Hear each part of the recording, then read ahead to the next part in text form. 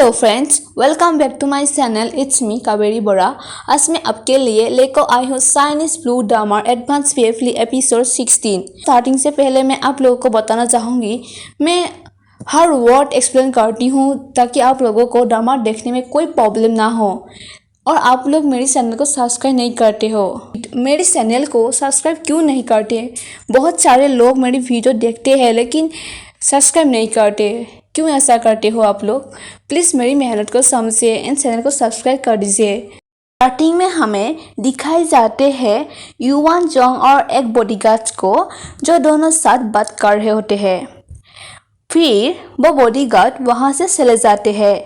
उतने में जियाओ याओ आते हैं और एक कूट लेकर हाथ में। वो युवान जोंग के पास आकर उसके पीठ में हाथ भरा को कहता है, इतना गर्म है। फिर युवान जोंग उससे पूछते हैं, क्या तुम खरीदारी करने गए थे? जियाओ कहता है, हाँ, मैंने अपने सासा के लिए एक जैकेट खरीदी। तुम इससे पहले क्यों नहीं आजमाते? मेरे सासा की लंबाई और आकार तुम्हारा समान है। तभी युवान जोंग उसके लाए हुए कोट को पहनते हैं और जियाओ कहता है, हाँ, यह तो तुम पर अच्छा लग रहा है। अगर मेरे सासा इसे पहनते हैं तो यह उन्हें फिट नहीं होगा, क्योंकि वो अब बहुत पतले हैं। जब तुम इस जैकेट को पहनते हो तब भी यह थोड़ा टाइट लगता है। कोई रास्ता नहीं है कि वो इसे पहन पाएगा। युवान जोंग कहता है, लेकिन यह मुझे पूरी तरह से फिट बैठता है। जियाओ कहता है, ओह, तो यह तुम्हारा है, यह मुझे डिस्काउंट के साथ मिला है। फिर जियाओ उसके पास जाकर कहता है, अगर तुम इसे अगली बार लेना चाहते हो बस मुझे तुरंत बताना। तुम अच्छी तरह से माइंड गेम खेलना जानते हो। ऐसा कहकर जियाओ वहाँ से चले जाते हैं और उसके जाने के बाद युवान जोंग स्माइल करते हैं। फिर अगले स्क्रीन पर वेंग जीसू को दिखाए जाते हैं। वो जेल से बाहर आते हैं और वहाँ दायू और जियाओ ही बॉडीगार्ड को साथ लेकर आते हैं और वो बॉडीगार्ड वेंग जीसू को पकड़कर कार में बैठा देते हैं। फिर अगले स्क्रीन पर दिखाए जाते हैं युवान आर्यू और एक लड़की को। उस लड़की का नाम है वेंग स्वेंग, जो दोनों साथ बात कर रहे होते हैं। वेंग स्वेंग युवान आर्यू को पूछते हैं, तुम अचानक अपने बड़े भाई के लिए एक गर्लफ्रेंड क्यों खोजना चाहते हो? युवान आर्यू कहता है, वो हर दिन मेरी लव लाइफ को लेकर हमेशा चिंतित रहता है। मेरे लिए उसके लिए इस बारे में सोचने का समय आ गया है। वेंग स्वेंग कहता है, तुमने अपने बड़े भाई से तुम्हारे लिए एक बॉयफ्रेंड खोजने के लिए कहा था, है ना? लेकिन तुम अभी भी अपने लव लाइफ के बारे में सोचकर चिंतित हो रही हो, क्यों? युवान आर्यू कहती है, अभी भी वही आदमी के बारे में सोच रहा हूँ। मैंने ऑनलाइन चेक की है, 50% पुरुषों में किसी न किसी प्रकार सेक्सुअल डिसफेक्शन है। वेंग स्वेंग कहती है, क्या तुमने किसी ऐसी सर्जरी के बारे में सुना है जो प्राइवेट एरिया में नर्व्स को हटा सकते हैं? मेन पॉइंट यह है कि मैं उसके बारे में सोचता रहता हूँ, इस बात की परवाह किए बिना कि मैं किसके साथ हूँ। मैं तुम्हें बता दूँ, जियाओ खुद ही मेरे भाई की कंपनी में ट्रेनिंग करने के लिए आई थी।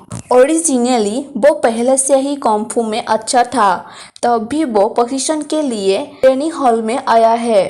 स्वेंग कहती है, क्योंकि वो तुम्हारे बारे में सोच रहा था। युवान आर्यू कहती है, मेरा भाई उसके लिए बहुत अच्छा है। मैंने अपने भाई को पहले कभी किसी और के साथ इतना अच्छा नहीं देखा। मैंने सोचा था कि जियाओ कुछ ही हफ्ते तक ट्रेनिंग कंपनी में रहने वाले हैं, लेकिन कल्पना नहीं कर सकता कि वो इस पॉइंट तक बने रहने में सक्षम है। मेरा बड़ा भाई मेरी ओर से उसकी देखभाल कर रहा है। वेंग स्वेंग कहती है, तुम्हारा बड़ा भाई वास्तव में तुम्हें परवाह करता है। युवान आर्यू कहती है, बिल्कुल, मैं तुम्हें यह बता दूं, इस पूरी दुनिया में तुम्हें मेरे बड़े भाई जैसा दूसरा आदमी कभी नहीं मिलेगा। वेंगशुएंग कहती है, मैंने तुम्हारे बड़े भाई को टीवी पर देखा था, वो देखने में बहुत अच्छा है, लेकिन उसको देखकर मुझे वीडियो का एहसास दिला दिया। युवान आर्यू कहती है, भावनाओं को महसूस करने के लिए तुम्हें पहले चुनौती का सामना करना होगा। उन सभी आसान लोगों का क्या जो तुम्हारा पीछा कर रहे हैं?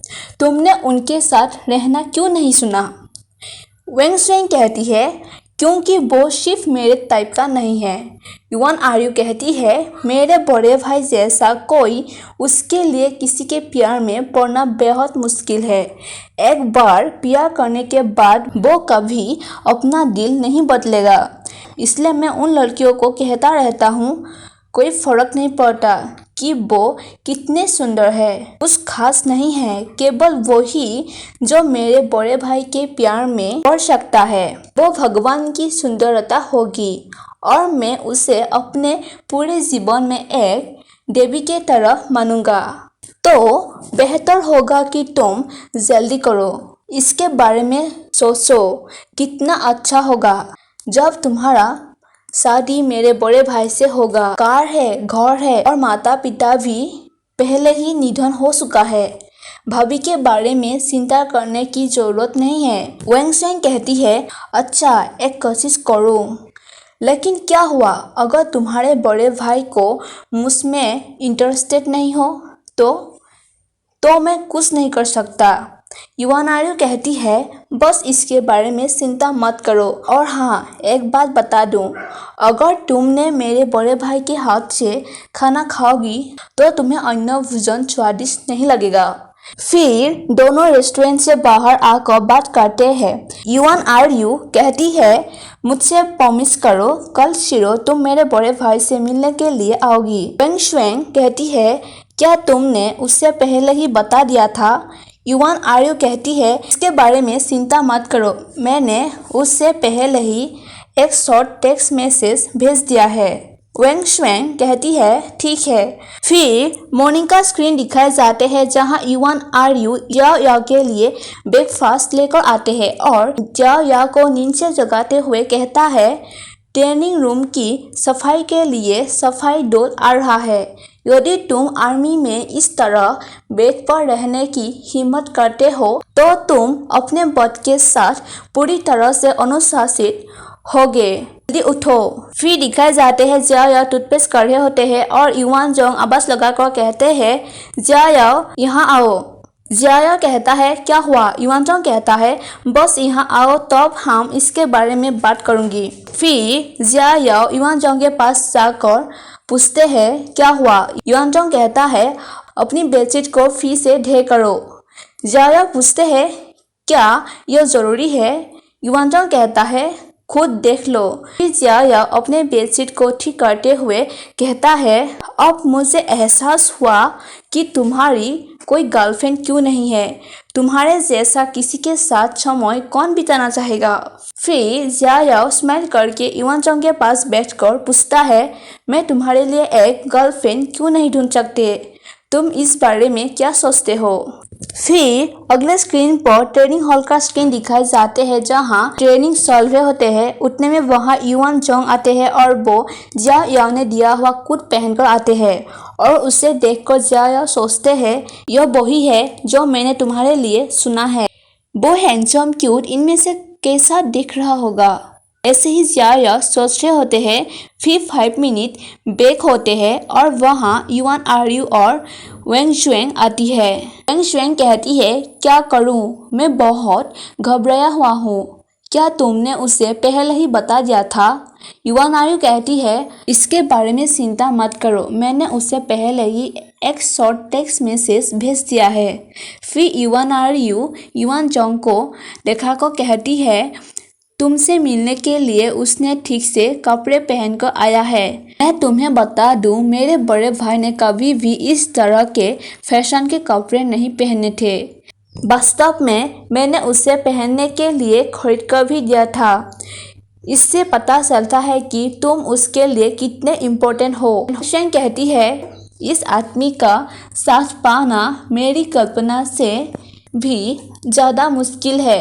फिर युवान आर्यू अपने भाई को आवाज़ लगाते हैं। युआन जोंग के साथ या को देखकर वो लड़की कहती है, हे भगवान, उसके बगल वाला लड़का भी बहुत सुंदर है। ऐसा लगता है जैसे कुछ मेल सेलिब्रिटी है। उसका नाम क्या है? फिर युआन आर्यू और वेंग शुएंग के पास युआन जोंग आते हैं और युआन आर्यू अपने भाई को कहती है, यह वो लड़की है जिसका मेंशन मैंने कल टेक्स्ट मैसेज में किया था और उसका नाम वेंग शुएंग है। उतने में वेंग शुएंग हैंडशेक के लिए अपने हाथ आगे करके पूछते हैं, क्या हाल है? तभी युआन जोंग हैंडशेक देने के लिए अपना हाथ आगे करते हैं। उतने में एक बॉडीगार्ड युआन जोंग को कुछ इम्पोर्टेंट बात करने के लिए बुलाते हैं और वो वहां से चले जाते हैं। सब जिया देख रहे होते हैं। उसके जाने के बाद वेंग शुएंग कहती है, तुम्हारे बड़े भाई में इतनी ताकत है, अब तक मेरे हाथ सुन्नू है। युआन आर्यू कहती है, जब मेरा बड़े भाई देर से लौटेगी तब तुम उसके साथ अच्छे तरह से बात करना। वेंग शुएंग कहती है, तो तुम मुझे अकेले यहाँ छोड़कर जा रहे हो? युआन आर्यू कहती है, जब तुम दोनों का ब्लाइंड डेट है तो मैं इसके बीच में क्यों रहूं? और मेरे पास अभी भी कुछ काम है जो मुझे करना है। फिर युआन आर्यू या के पास जाते हैं और कुछ टाइम बाद युआन जोंग वेंग शुएंग के पास आते हैं। अभी वेंग शुएंग कहती है, तुम्हारा हाथ बहुत बड़ा है, तुम्हारा पैर भी काफी बड़े हैं और तुम लंबे हो। कुल मिलाकर तुम्हारा हर जगह बड़े है। फिर वेंग शुएंग सोचती है, मुझे और अधिक सक्षम होने की आवश्यकता है। युआन जोंग पूछते हैं, क्या ऐसा कुछ है जिसमें मैं तुम्हारी मदद कर सकता हूँ? वेंग शुएंग सोचती है, इसका क्या मतलब है? मैं यहाँ तुम्हारे साथ ब्लाइंड डेट करने आया हूँ और तुम मुझे पूछ रहे हो क्या हो रहा है? क्या ऐसा हो सकता है कि युआन आर्यू ने जो मैसेज इसके लिए भेजा था वो नहीं मिला, या वो मुझे रिजेक्ट करने के लिए कोशिश कर रहा है? फिर युआन जोंग को पूछते हैं, क्या युआन आर्यू ने तुम्हें एक टेक्स्ट मैसेज नहीं भेजा? मैं यहाँ क्यों हूँ उसके बारे में क्या तुम्हें नहीं पता? युआन जोंग कहता है, मैंने टेक्स्ट मैसेज चेक नहीं की है। वेंग शुएंग फिर सोचते हैं, युआन आर्यू ने कहा था कि वो मेरी वजह से यह कपड़ा पहनकर आया है। युआन आर्यू वास्तव में भरोसेमंद नहीं है। ठीक है, लगता है कि मैं खुद को पहली महिला के रूप में मानूंगा कि वो भाग्य से मिलेगा, इसीलिए मैं यहाँ पहले से ही हूँ और ब्लाइंड डेट शुरू हो चुकी है। क्यों ना मैं एक बार कोशिश करूँ? फिर युआन जोंग को कहती है, यह इस तरह है, मेरे दोस्त के कंपनी तुम्हारी कंपनी के लिए पैसा बहाना जाएगी, क्या तुम इंटरेस्टेड होगी? युआन जोंग कहता है, हमारी कंपनी का अपना मार्केटिंग डिपार्टमेंट है, तुम मार्केटिंग डिपार्टमेंट के साथ कांटेक्ट कर सकते हो। वेंग शुएंग कहती है, लेकिन मैं सिर्फ तुम्हारे साथ इस मामले पर जांच करना चाहता हूँ, केवल तुम्हारी कंपनी के लिए पैसा बहाने वाला है, बल्कि भीतर का लीडर भी है। इसलिए मेरा दोस्त चाहता है कि मैं पहले तुमसे बात करूं, क्योंकि मैं पब्लिक रिलेशन में कमजोरी नहीं हूं, इसलिए मेरे लिए तुम्हें मार्केटिंग डिपार्टमेंट से कांटेक्ट करना होगा। फिर युआन जोंग बात मान लेते हैं और दोनों साथ बात करने के लिए उसके बारे में मार्केटिंग डिपार्टमेंट में चले जाते हैं। उन दोनों को साथ जाते हुए जिया देख रहे होते हैं। उतने में युआन आर्यू उसके पास आकर पूछते हैं, तुम क्या सोच रहे हो? सी कहता है, आमतौर पर हम केवल बारदा इन लोगों के साथ बातचीत करना देखते हैं, लेकिन अब असली साथी के साथ देख रहा हूँ। जाया कहता है, मैं कुछ भी नहीं सोच रहा हूँ। युआन आर्यू कहती है, तुम मुझसे यहाँ होने की उम्मीद नहीं की थी, है ना? जाया कहता है, मुझे वास्तव में इसकी उम्मीद नहीं थी। युआन आर्यू कहती है, आज मेरे पास तुम्हारे लिए एक सरप्राइज है। जाया सोचते हैं, बस इसके बारे में भूल जाओ, तुम्हारे बारे में सब कुछ डरावना है। इसमें कोई खुशी शामिल नहीं है। युवान आर्यू कहती है, लेकिन इस सरप्राइज के लिए तुम्हें थोड़ी कीमत चुकानी पड़ेगी। जाया कहता है, मैं ट्रेनिंग जारी रखना चाहता हूँ।